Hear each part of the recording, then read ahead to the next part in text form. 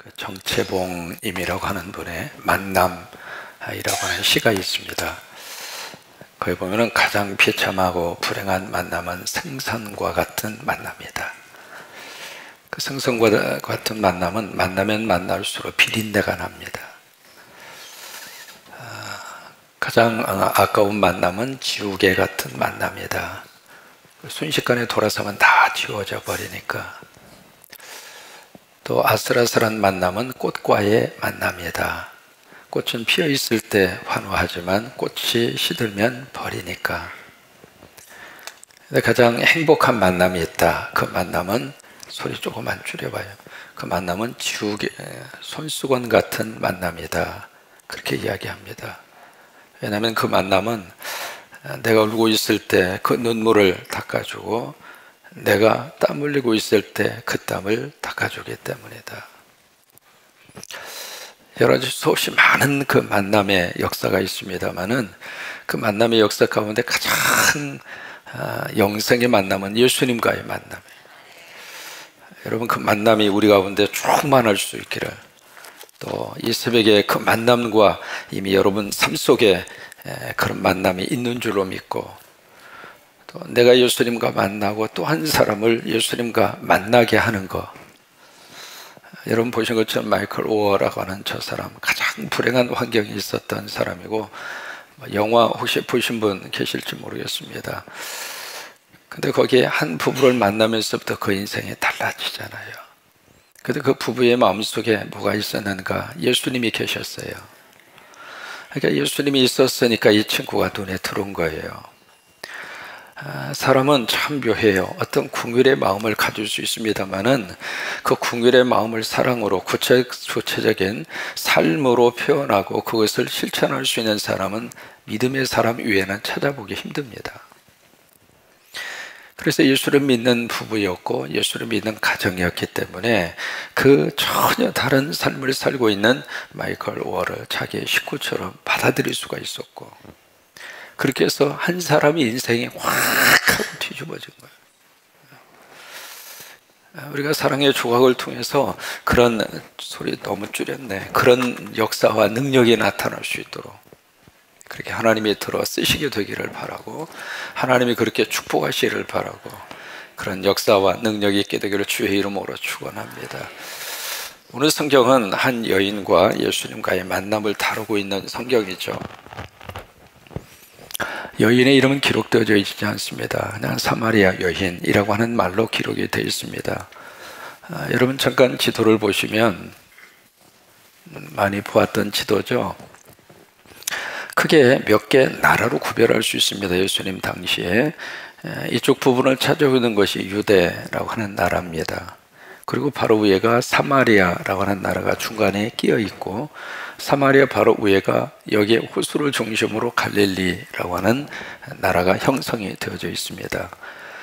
그리고 요단강을 중심으로 해서 이쪽에 데가볼리라고 하는 나라, 그리고 바로 그 밑에가 베레야라고 하는 나라가 있습니다. 그리고 이제 이쪽으로 가면 이두메라고 하는 나라가 여기에 형성이 되어져 있죠. 그리고 위쪽으로 올라가면 이쪽 부분에 해안가를 중심으로 페니키아, 시리아라고 하는 나라가 포진이 되어 있습니다. 지금 이 나라들을 좀 우리가 머릿속에 좀 기억을 하셔야 이 성서적인 배경 속에서 어떻게 그런 말씀의 역사들이 나왔는가라고 하는 것을 기억할 수 있습니다. 특별히 여기 사마리아라고 하는 이 땅하고 여기 갈릴리와 유대 그 사이에 마치 샌드위치처럼 사마리아라고 하는 나라가 딱 포진하고 있거든요. 포진하고 있는데, 지금 바로 이제 오늘 말씀의 배경은 사마리아, 바로 여기서부터 이루어지게 되는데, 여기에 이제 야곱의 우물이라고 하는 한 장소에서 익명의 한 여인과 예수님이 이제 만나게 됩니다. 만나는데 이 만남 속에 몇 가지의 특징이 있습니다. 첫째는 의도적 만남입니다. 오늘 말씀의 도입 부분에 보시면 예수님이 사마리아를 통과하여야 하겠는지라 라고 하는 구절이 나옵니다. 이게 그 당시 여기에 예루살렘에서, 유대죠, 유대 예루살렘에서 갈릴리를 갈 때 사실은 이쪽에서 이렇게 쭉 가면 바로 직선 코스예요. 근데 거의 대부분의 사람들이 사마리아 땅을 피합니다. 일부러 안 가려고 그러는 거예요. 그러다 보니까 일반적으로 쭉 이렇게 사해 쪽으로 내려와서 여리고를 통과해서 요단강을 줄기를 타고 이렇게 위로 올라가는 거예요. 이게 굉장히 직선 거리를 놓고 자꾸 돌아가는 거예요. 그러니까 돌아가는 이유가 일부러 사마리아 땅을 밟지 않기 위해서 사마리아 사람하고는 전혀 관계를 형성하고 싶지 않아서, 그래서 이제 이런 모습으로 선택을 하고 있는 거거든요. 근데 예수님은 일부러 사마리아 땅을 통과하여야 하겠느니라 의도성을 가지고 가는 거예요. 그러니까 의도적으로 지금 이쪽으로 가시는 거예요. 왜 그럴까? 거기에는 예수님이 이 사마리아 여인과 만나보고 싶어요. 여러분, 이 새벽에 의도적으로 주님이 우리 곁에 오시는 거예요. 성령님이 의도적으로 오시는 거예요. 왜? 여러분과 만나보고 싶어서. 여러분, 예배하면서 꼭 이 만남의 역사가 있기를 주의 이름으로 축원합니다. 그냥 왔다 가지 마시고. 어떤 분은 목사 넥타이 삐뚤어진 것만 보고 가. 삐뚤어질 수 있지. 뭐 그거 가지고리요. 아니, 예배당 와서 목사 넥타이 삐뚤어진 거 보러 오셨어. 인간적인 것은 다 덮어놓으세요. 왜요? 여러분도 실수하시잖아요. 실수한 거 가지고 그냥 그것만 들춰놔가지고 그거 하기 위해서 하나님이 우리 부르신 거 아니잖아요. 그러니까 그런 것 때문에 은혜 받는데 지장받지 마시고 정말로 와서 우리가 예수님이 의도적으로 나를 만나시기 위해서 여기 오시는 거예요. 성령님이 의도적으로 나를 만나주시기 위해서 오시는 거예요. 그러니까 그 오시는 그 예수 그리스도를 꼭 만나시라고요. 두 번째로, 그 만남의 현장에 예수님이 앞서서 먼저 가 계세요. 앞서서 먼저 만남의 현장에 예수님이 가 계세요. 거기 이제 야곱의 우물이 있는지라 주님이 거기서 앉아 계세요. 그러니까 그 시간에 그 여인이 거기에 올 줄 예수님은 알고 계신 거잖아요. 그러니까 먼저 그 자리에 예수님이 가서 계시는 거예요. 그런 것처럼 예수님은 우리를 만나실 때 먼저 와서 기다리고 계시는 거예요. 우리가 앉을 자리 이미 주님은 알고 계세요. 이 새벽에 여러분들이 나오신다는 거 주님은 알고 있어요. 어떤 이유를 통해서라도 여러분들이 나오셨든지 간에 우리 사교고 오늘 이제 병아리처럼 이렇게 누구의 권면을 듣고 나오셨든지 간에 여러분들이 앉은 그 자리에 주님은 이미 와서 앞서서 계신다 그 말이에요. 그러니까 왜 그럴까? 우리 만나 주시기 위해서, 우리와의 만남의 역사가 일어나기 위해서, 그 만남의 역사를 위해서 주님이 먼저 오셔서 오늘 이 자리에 앉을 그 사람. 그래서 그 여인과 이제 만나게 되잖아요. 만나게 되는데 그 여인과의 만남에 네 가지의 단계가 있습니다. 그 여인과 예수님이 만나시는데 네 가지의 단계로 그렇게 만나요. 첫째는 어떤 단계로 만나는가? 나하고 아무 상관이 없는 사람으로 만나요. 무상관 관계로 만나요. 예수님이 접근을 하잖아요. 그러니까 물 좀 달라. 그러니까 여인의 반응이, 당신은 유대인이고 나는 사마리아 여자인데 이 벌건절하세요. 무슨 낯선 남자가 여자한테 무슨 딴지 걸 일이 있느냐, 그렇게 반응을 보이거든요. 그러면서 거기다 설명을 합니다. 그들과는 상종하지 아니함일러라. 그 상종이라는 말이 영어로 associate라고 하는 말을 씁니다. 교제한다고 하는 말이에요. 그러니까 여기에 유대인과 여기 유대 사람들과 사마리아 사람은 서로 관계가 없이 지냈다 그 말이에요. 아무 교제하는 관계가 아니었다 그 말이거든요. 그러니까 상관하지 않는 그런 관계 속에서 그들이 살고 있었다 그 말이에요. 그러니까 첫 번째, 여인과 예수님과의 관계는 아무 상관이 없는, 교제할 이유도 교제할 필요성도 느끼지 못하는 그런 만남이었다 그 말이에요. 그 다음에 두 번째는 어떤 만남이 되는가? 뭔가 줄 수 있는 사람으로 그렇게 만나요. 예수님이 다시 이제 샘솟듯이 솟아나는 생명수에 대한 말씀을 예수님이 하시는데 그 말씀을 듣고 여인이 그런 반응을 보입니다. 당신이 그것을 줄 수 있으면 나 좀 주시오. 뭔가 줄 수 있는 분으로. 그러니까 많은 경우에 믿음의 출발이 처음의 출발은 여기서 많이 머물러 있습니다. 내가 기도하면 뭔가 줄 수 있는 분으로, 내가 교회 나오면 뭔가 줄 수 있는 분으로 처음에 그렇게 시작을 할 수 있습니다. 그런데 거기서 끝나면 안 됩니다. 왜요? 얻어먹다 끝납니다. 신앙생활이 거지처럼 끝납니다. 왜 믿음이 그냥 계속 하루살이처럼 거지 생활로 끝나느냐고. 하나님의 아들로 살아야 되고 하나님의 딸로 살아야 되고 천국의 시민으로 살아야지, 땅에 붙어서 그냥 먹을 것이나 얻어먹는 그런 인생으로 왜 우리 인생이 끝나야 되느냐고. 예수님과의 관계 속에서 뭔가 줄 수 있는 분으로, 교회 가면 뭔가 얻어먹을 수 있는 것으로 그렇게 올 수는 있지만 그 자리에 머물러 있으면 안 된다, 그 말이에요. 그 단계에서 끝나면 안 된다, 그 말이에요. 그 다음에 세 번째, 어떤 단계로 가느냐? 선지자와의 관계 속에서의 만남입니다. 쭉 보더니 여인이 딱 한마디 합니다. 당신은 선지자. 선지자라고 하는 것은 영어로 프로페트입니다. 예언자라고 하는 뜻이에요. 가만히 그러니까 폼이 좀 다른 사람하고 좀 다르거든. 그래서 당신은 선지자 같습니다. 선지자의 모습으로 이렇게 만나고 있는 거예요. 그러자 예수님이 무슨 문제를 꺼내는가? 그러자 갑자기 이 여인이 예배 문제로 딱 갑니다. 예배 문제를 가니까 예수님이 바로 그 여인에게 가정 문제로 치고 들어갑니다. 그러면서 마치 생뚱맞은 질문을 던져요. 남편 데리고 와라. 갑자기 무슨 남편 이야기를 예수님이 하실까? 이유가 있습니다. 지금 이 여인은 머릿속에 당신은 선지자입니다. 그건 지금 이성적으로 예수님을 지금 평가하고 있는 거예요. 지금 자기들이 배운 게 있거든요. 그 모습으로 봤을 때 당신은 선지자 같습니다, 그 말이에요. 이성적으로 지금 주님을 만나고 있는 거거든요. 근데 여러분, 예수님과의 인격적인 만남은 머리와 머리로 만나면 안 돼요. 가슴이 열려야지. 가슴이 열려야지. 가슴이 열려요. 단순히 이걸로만 예수님을 만나니까 이걸로 끝나는 거예요. 그러면 여러분 보세요. 가슴으로 예수님을 만나려면 가슴에 있는 게 끄집어 나와야지. 그래서 그 여인이 그 가슴 속에 감추어져 있는 것을 건든 거예요. 사람마다 다 숨기고 싶은 게 있어요. 마지막까지 이 세상 떠날 때까지 감추고 싶은 것 다 가지고 살아요. 그 점에 대해서는 서로가 서로 터치하지 않는 게 좋습니다.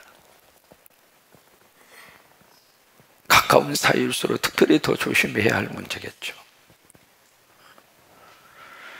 근데 예수님은 그것을 지금 만지고 있습니다. 마틴 부버, 독일의 사람이 쓴 나와 너라고 하는 책이 있죠. Ich und du라고 하는 그 책이 있잖아요. 나와 너라고 하는 책. 거기서 만남을 두 가지로 그렇게 이야기합니다. 나와 너와의 만남, 나와 그것과의 만남. 나와 그것과의 만남은 사무적인 만남이에요. 아무 인격적인 교제가 없습니다. 이해관계로 만나는 사람은 다 나와 그것과의 만남이에요. 돈 때문에 만나는 사람은 전부 다 나와 그것과의 만남이에요. 그 돈이 떨어지면 관계는 완전히 끝나는 거예요. 나와 너와의 만남이라고 하는 것은 인격과 인격의 만남이에요. 가슴과 가슴과의 만남이에요. 그 만남은, 그 만남 속에서 인생의 의미와 행복이 있어요. 예수님은 우리를 나와 그것과의 만나지 않고 나와 너와 만나고 싶은 거예요. 그래서 그 여인의 가슴 속에 있는 묻어주고 싶은 그것을 끄집어내게 하죠.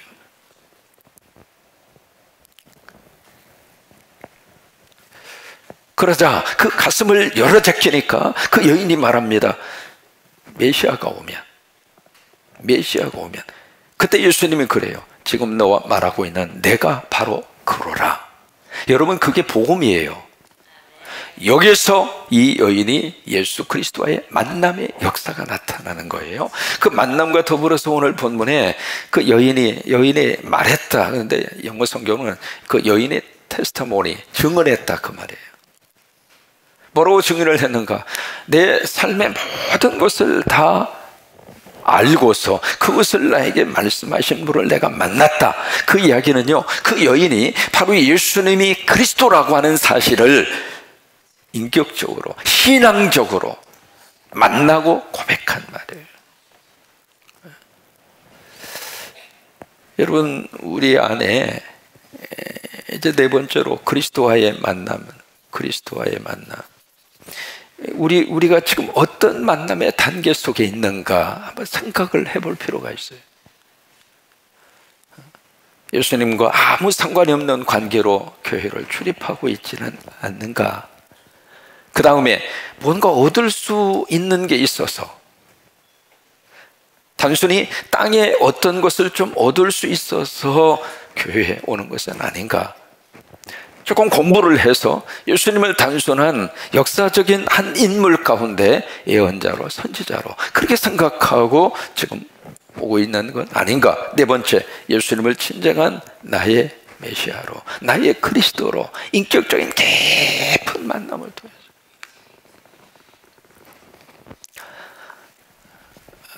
앞길에 촉망되고 똑똑한 기자분이 계셨어요.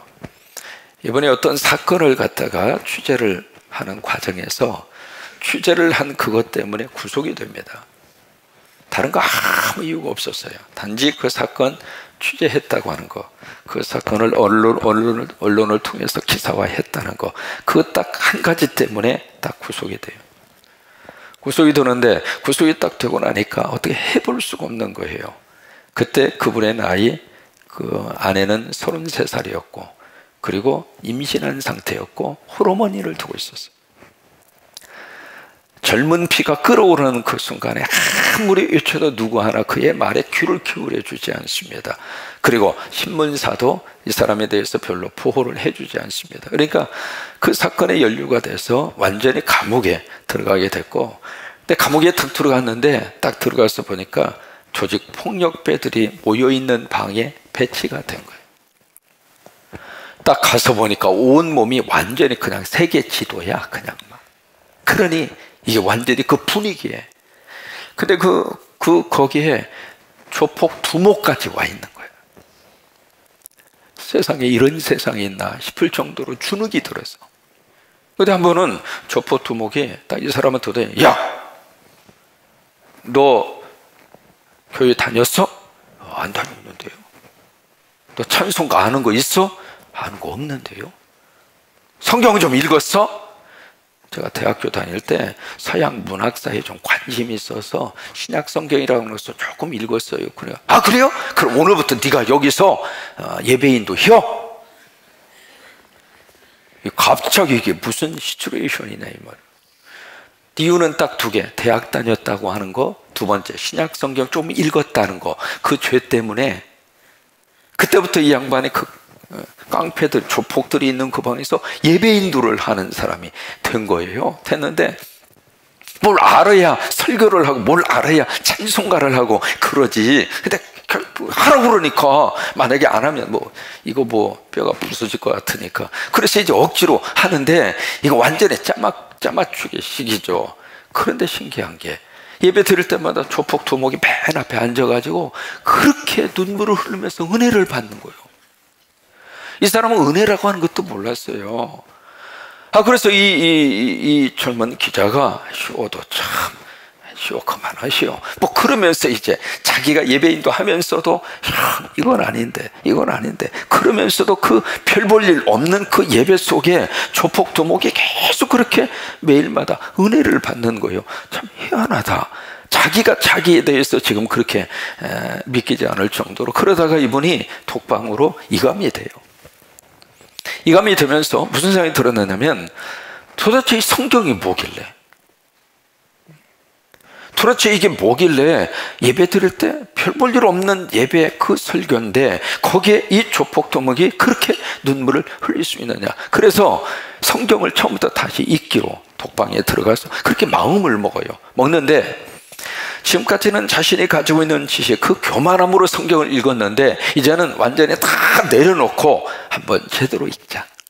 제대로 읽는데 의심하지 말고 한번 읽어봐요. 우리가 성경 읽으면서도 그렇게 의심이 그렇게. 이 사람이 한번 의심하지 말고 한번 읽어보자, 그런 마음으로 성경을 읽기 시작을 했는데 그 성경 속에서 하나님의 만난 거예요. 하나님을 만난 거예요.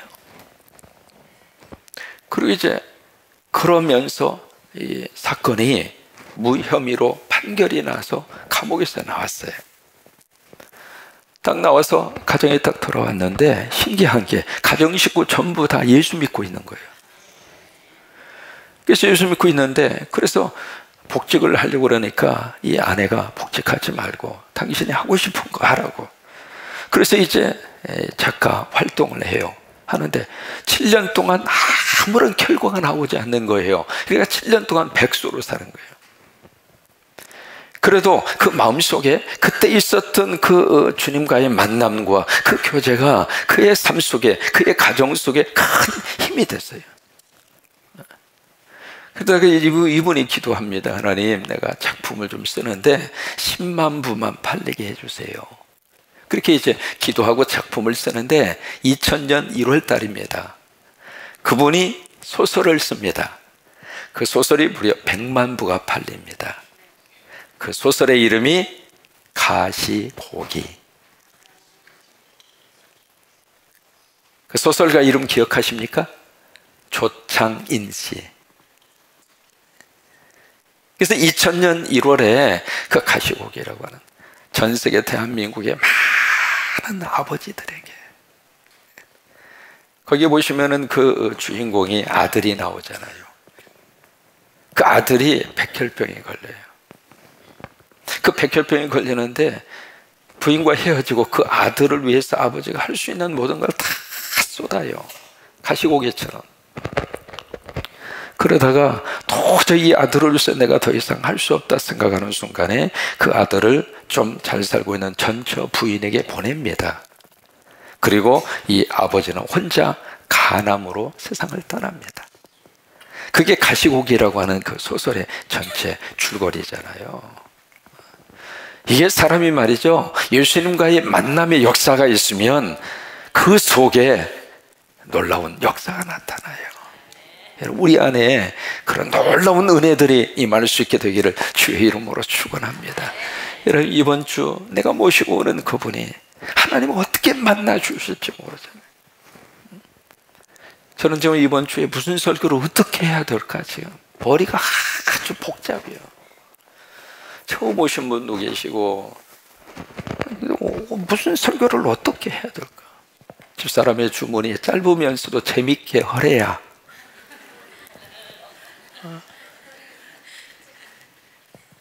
그러니 재밌게도 해야 되겠고 짧게도 해야 되겠고. 지금 하루하루 지내면서 이렇게 새벽 예배 인도를 하면서도 머리는 주일날로 지금 가 있는 거예요. 무슨 설교를 어떻게 해야. 그런데 저는 부족해도 하나님께서 의도적으로 우리에게 다 오셔서, 그래 앞서 오셔서 그분들을 주님이 만나 주시게 되기를 바라고, 그래서 그 인생 속에 우리가 동영상에서 본 것처럼 그런 인생의 놀라운 전환의 역사의 축복이 있기를 바라고, 그렇게 하나님이 축복하시기를 바라고, 그런 은혜와 능력이 있게 되기를 주의 이름으로 축원합니다.